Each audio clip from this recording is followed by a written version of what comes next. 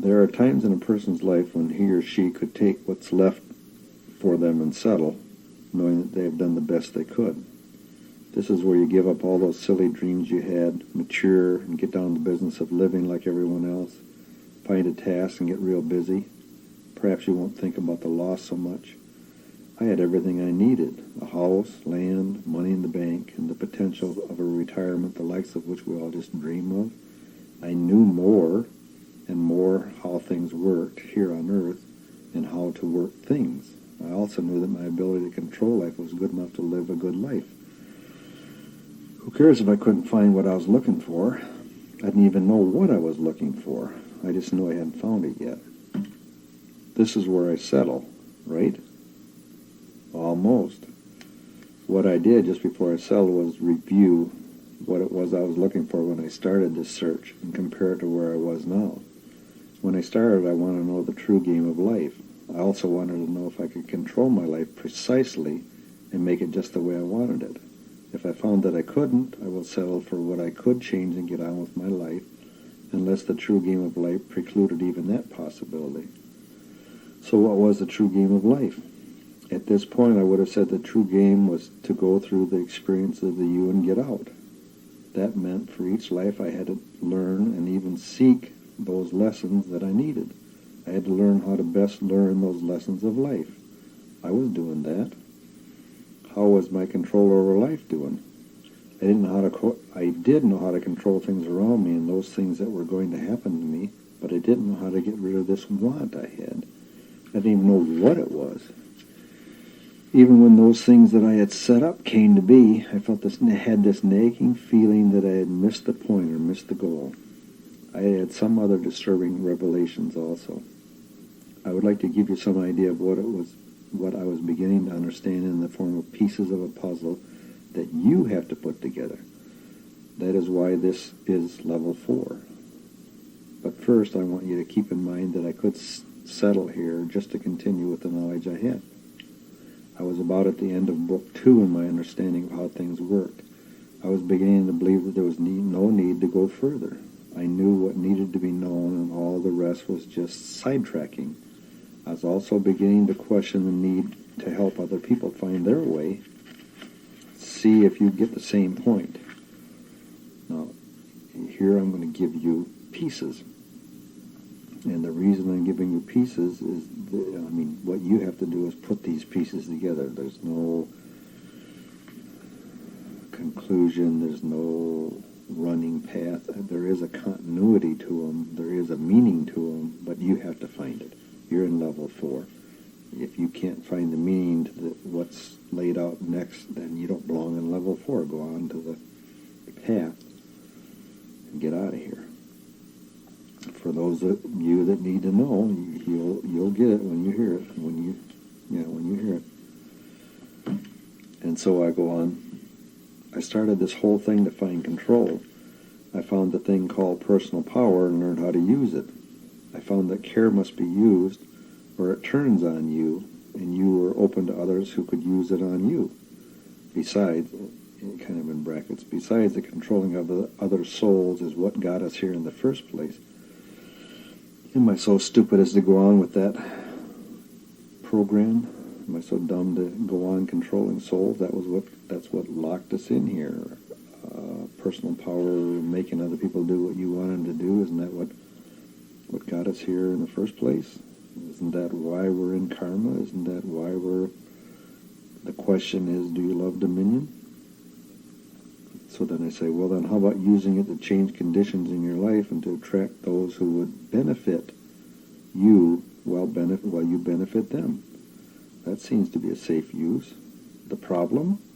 I just don't know enough about all the conditions to get it right. There was always something that I hadn't thought of that changed everything.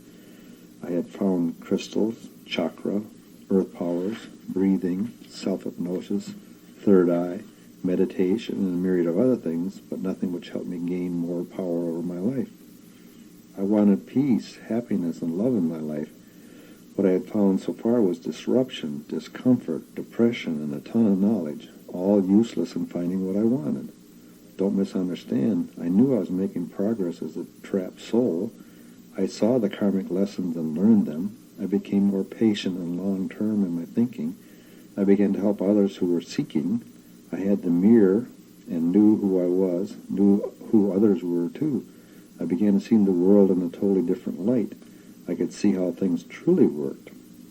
I should have been happy. By this time, I had put some 30-odd years in the study of this quest. And so we go to the next chapter, the problems of knowledge. What was wrong? What was wrong? I thought about it in my better days. What was wrong? First, I could see the traps and the pitfalls in my life.